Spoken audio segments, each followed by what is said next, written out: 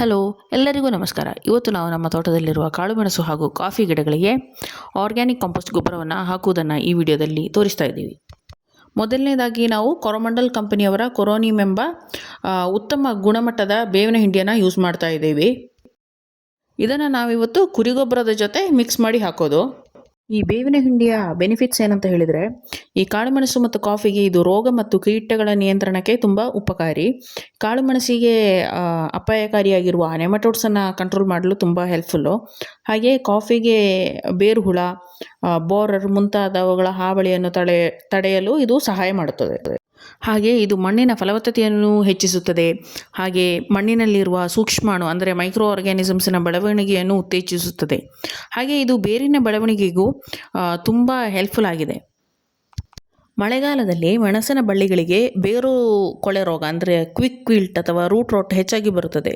So ಈ ಕೊರೋನಿಮ್ ಏನಾದರೂ ನೀವು ಹಾಕಿದರೆ ಅದು ಮಣ್ಣಿನಲ್ಲಿರುವ ಹಾನಿಕರವಾದ ಶಿಲೀಂಧ್ರಗಳನ್ನು ನಾಶಪಡಿಸಿ ರೋಗ ಬರದಂತೆ ತಡೆಯುತ್ತದೆ. ಇದನ್ನು ನೀವು ಮುಂಗಾರು ಮಳೆಯ ಮುಂಚೆ ಅಂದರೆ ಮೇ ಜೂನ್ ತಿಂಗಳಲ್ಲಿ ಹಾಕುವುದು ಉತ್ತಮವಾಗಿದೆ. ಹಾಗೆ ಇದರ ಜೊತೆ ನಾವು ಟಾಟಾ ಕಂಪನಿಯ ರಾಲಿಸ್ ಜಿಯೋಗ್ರೀನ್ ಎಂಬ ಗೊಬ್ಬರವನ್ನು ಕೂಡ ನಾವು ಯೂಸ್ ಮಾಡ್ತಾ ಇದ್ದೀವಿ. ಜಿಯೋಗ್ರೀನಲ್ಲಿ ಸಾವಯವಿಕ ಕಾರ್ಬನ್ ಅಂದರೆ ಆರ್ಗ್ಯಾನಿಕ್ ಕಾರ್ಬನ್, ಹಾಗೆ ಬೆನಿಫಿಷಿಯಲ್ ಮೈಕ್ರೋ ಆರ್ಗ್ಯಾನಿಸಮ್ಸ್ ಹಾಗೂ ನೈಸರ್ಗಿಕ ಪೋಷಕಾಂಶಗಳು ಅಡಗಿದೆ. ಈ ಜಿಯೋಗ್ರೀನ್ನ ಪ್ರಮುಖ ಪ್ರಯೋಜನಗಳೇನೆಂದರೆ, ಇದು ಮಣ್ಣಿನ pHನ್ನು ಬ್ಯಾಲೆನ್ಸಲ್ಲಿಡುತ್ತದೆ. ಇದರ ಇನ್ನೊಂದು ಸವಿಶೇಷತೆ ಏನೆಂದರೆ, ಇದು ನಿಧಾನವಾಗಿ ಪೋಷಕಾಂಶಗಳನ್ನು ಬಿಡುಗಡೆಗೊಳಿಸುತ್ತದೆ, ಅಂದರೆ ಸ್ಲೋ ರಿಲೀಸ್ ಆಫ್ ನ್ಯೂಟ್ರಿಯೆಂಟ್ಸು. ರಾಸಾಯನಿಕ ಗೊಬ್ಬರಗಳು ಹೇಗೆಂದರೆ ಅದು ತಕ್ಷಣವೇ ಕರಗಿ ವ್ಯರ್ಥವಾಗುತ್ತದೆ ಅಥವಾ ತಕ್ಷಣವೇ ಇದರ ನ್ಯೂಟ್ರಿಯೆಂಟ್ಸನ್ನು ರಿಲೀಸ್ ಮಾಡುತ್ತದೆ. ಆದರೆ ಈ ಜಿಯೋಗ್ರೀನ್ ಹೇಗೆಂದರೆ ಗಿಡಗಳಿಗೆ ಯಾವಾಗ ಪೋಷಕಾಂಶದ ಅಗತ್ಯವಿರುತ್ತದೋ ಆಗ ಮಾತ್ರ ಅದು ನಿಧಾನವಾಗಿ ಒದಗಿಸುತ್ತದೆ. ಹಾಗೆ ಇದು ರೋಗ ನಿರೋಧಕ ಶಕ್ತಿ ಕೂಡ ಹೆಚ್ಚಿಸುತ್ತದೆ, ಅಂದರೆ ಮಣ್ಣಿನಲ್ಲಿರುವ ಹಾನಿಕರವಾದ ಶಿಲೀಂಧ್ರವನ್ನು ನಾಶ ಮಾಡಿಸುತ್ತದೆ. ಹಾಗೆ ಬೇರುಕೊಳೆ, ಕೀಟಬಾಧೆಯನ್ನು ಎದುರಿಸಲು ಗಿಡಗಳಿಗೆ ಶಕ್ತಿ ನೀಡುತ್ತದೆ. ಈಗ ನಿಮಗೆ ನೋಡ್ಬೋದು, ನಾವು ಮೊದಲನೇದಾಗಿ ಕುರಿಗೊಬ್ಬರದಲ್ಲಿ ಬೇವಿನ ಹಿಂಡಿಯನ್ನು ಹಾಕಿ ಅದರ ಜೊತೆ ಈ ರಾಲಿಸ್ ಜಿಯೋಗ್ರೀನನ್ನು ಹಾಕಿ ಚೆನ್ನಾಗಿ ಮಿಕ್ಸ್ ಮಾಡ್ತಾ ಇದ್ದೀವಿ. ಹಾಗೆ ನಾವು ಇದರ ಜೊತೆ ಟಾಟಾ ರಾಲಿಗೋಲ್ಡ್ ಎಂಬ ಮೈಕೋರೈಸಲ್ ಬಯೋ ಫರ್ಟಿಲೈಸರನ್ನು ಯೂಸ್ ಮಾಡ್ತಾ ಇದ್ದೀವಿ. ಈ ಮೈಕೋರೈಸ ಎಂಬುದು ಒಂದು ಉಪಕಾರಿ ಶಿಲೀಂಧ್ರ, ಅಂದರೆ ಒಂದು ಹೆಲ್ಪ್ಫುಲ್ ಆದ ಫಂಗಸ್ ಆಗಿದೆ. ಇದು ಸಸ್ಯದ ಬೇರುಗಳೊಂದಿಗೆ ಒಂದು ಉತ್ತಮ ಸಿಂಬಯೋಟಿಕ್ ರಿಲೇಷನ್ಶಿಪ್ಪನ್ನು ಬೆಳೆಸಿಕೊಳ್ಳುತ್ತದೆ. ಇದು ಸಸ್ಯಕ್ಕೆ ಹಾನಿ ಯಾವತ್ತೂ ಮಾಡುವುದಿಲ್ಲ, ಬದಲಿಗೆ ಅದಕ್ಕೆ ಪೋಷಕಾಂಶಗಳನ್ನು ಒದಗಿಸಲು ಸಹಾಯ ಮಾಡುತ್ತದೆ. ಈ ಮೈಕೋರೈಸಲ್ ಬಯೋಫರ್ಟಿಲೈಸರ್ ಯಾವ ಥರ ಕೆಲಸ ಮಾಡುತ್ತದೆ ಅಂತ ಹೇಳಿದರೆ, ಮೊದಲನೇದಾಗಿ ಅದು ಬೇರುಗಳ ವಿಸ್ತರಣೆಗೆ ತುಂಬ ಒಳ್ಳೆ ಪಾತ್ರ ವಹಿಸುತ್ತದೆ. ಅಂದರೆ ನೀವೀಗ ಗೊಬ್ಬರವನ್ನು ಮಣ್ಣಿಗೆ ಹಾಕಿದಾಗ ಅದರಲ್ಲಿರುವ ಶಿಲೀಂಧ್ರದ ಕಣಗಳು ಸಸ್ಯದ ಬೇರುಗಳಿಗೆ ಅಂಟಿಕೊಳ್ಳುತ್ತದೆ. ಇವು ಬೇರುಗಳಿಂದ ಹೊರಗಡೆ ಸಣ್ಣ ಸಣ್ಣ ದಾರದಂತಹ ರಚನೆಗಳನ್ನು ಬೆಳೆಸುತ್ತದೆ. ಇದರಿಂದ ಸಸ್ಯದ ಬೇರುಗಳ ವಿಸ್ತೀರ್ಣ 16 ಪಟ್ಟು ಹೆಚ್ಚಾಗುತ್ತದೆ. ಹಾಗೆ ದೂರದ ಪೋಷಕಾಂಶಗಳನ್ನು ಹೀರಲು ಸಹಾಯ ಮಾಡುತ್ತದೆ. ಅಂದರೆ ಸಸ್ಯದ ಸಾಮಾನ್ಯ ಬೇರುಗಳಿಗೆ ತಲುಪಲು ಸಾಧ್ಯವಾಗದ ಮಣ್ಣಿನ ಆಳದಲ್ಲಿರುವ ನೀರು ಮತ್ತು ಪೋಷಕಾಂಶಗಳನ್ನು ಈ ಶಿಲೀಂಧ್ರದ ದಾರಗಳು ಹೀರಿ ಸಸ್ಯಕ್ಕೆ ತಲುಪಿಸುತ್ತದೆ. ಹಾಗೆ ಫಾಸ್ಫರಸ್ಸಿನ ಲಭ್ಯತೆ, ಅಂದರೆ ಮಣ್ಣಿನಲ್ಲಿರುವ ರಂಜಕವು ಸುಲಭವಾಗಿ ಕರಗುವುದಿಲ್ಲ ಮತ್ತು ಸಸ್ಯಗಳಿಗೆ ಸಿಗುವುದಿಲ್ಲ. ಈ ಮೈಕೋರೈಸ ಈ ರಂಜಕವನ್ನು ಕರಗಿಸಿ ಸಸ್ಯಗಳಿಗೆ ಸುಲಭವಾಗಿ ಸಿಗುವಂತೆ ಮಾಡುತ್ತದೆ. ಹಾಗೆಯೇ ವೇಗದ ಬೆಳವಣಿಗೆ, ಅಂದರೆ ಬೇರುಗಳು ಬಲಿಶಾಲಿಯಾಗುವುದು, ಸಸ್ಯವು ರೋಗಮುಕ್ತವಾಗುವುದು, ವೇಗವಾಗಿ ಮತ್ತು ಆರೋಗ್ಯಕರವಾಗಿ ಬೆಳೆಯಲು ಸಹಾಯವಾಗುತ್ತದೆ. ಹಾಗೆಯೇ ರೋಗ ನಿರೋಧಕ ಶಕ್ತಿ, ಅಂದರೆ ಇದು ಬೇರುಗಳ ಸುತ್ತ ಒಂದು ರಕ್ಷಣಾ ಕವಚವನ್ನು ನಿರ್ಮಿಸುವುದರಿಂದ ಮಣ್ಣಿನ ಮೂಲಕ ಬರುವ ಹಾನಿಕರ ರೋಗಾಣುಗಳು, ಅಂದರೆ ನೆಮಟೋಡ್ಸ್ ಆಗಲಿ ಅಥವಾ ಬೇರೆ ಏನಾದರೂ ಹಾನಿಕರವಾದ ಶಿಲೀಂಧ್ರಗಳು ಒಳಗೆ ಬರದಂತೆ ಇದು ತುಂಬ ಹೆಲ್ಪ್ಫುಲ್ ಆಗುತ್ತದೆ.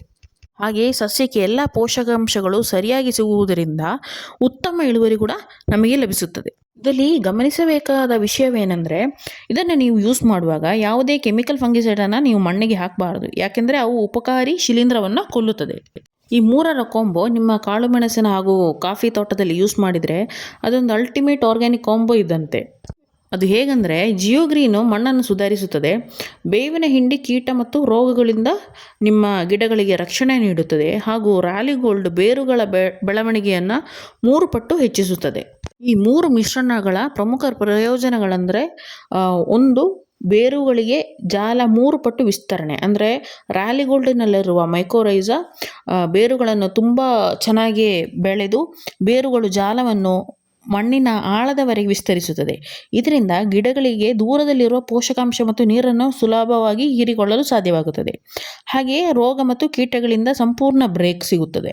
ಬೇವಿನ ಹಿಂಡಿ ಮತ್ತು ರಾಲಿಗೋಲ್ಡ್ ಒಟ್ಟಿಗೆ ಸೇರಿದಾಗ ಕಾಳುಮೆಣಸಿನ ಮಾರಕ ಬೇರುಕೊಳೆ ಅಂದರೆ ಕ್ವಿಕ್ ವಿಲ್ಟ್, ಹಾಗೆ ಕಾಫಿ ಗಿಡದ ಬೇರುಗಳಿಗೆ ಬರುವ ಸ್ಟೆಮ್ ಬೋರರ್ ಆಗಲಿ, ನೆಮಟೋಡ್ ಆಗಲಿ, ಜಿಂಕೆ ಹುಳು ಆಗಲಿ, ಇಂಥ ಕೀಟಗಳಿಂದ 90% ಇಂಥ ಕೀಟಗಳನ್ನು ನಮಗೆ ತಡೆಯಲು ಸಾಧ್ಯವಾಗುತ್ತದೆ.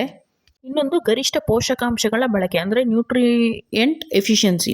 ಸಾಮಾನ್ಯವಾಗಿ ಮಣ್ಣಿನಲ್ಲಿರುವ ಫಾಸ್ಫರಸ್ ಮತ್ತು ಸೂಕ್ಷ್ಮ ಪೋಷಕಾಂಶಗಳು ಗಿಡಗಳಿಗೆ ಬೇಗ ಸಿಗುವುದಿಲ್ಲ.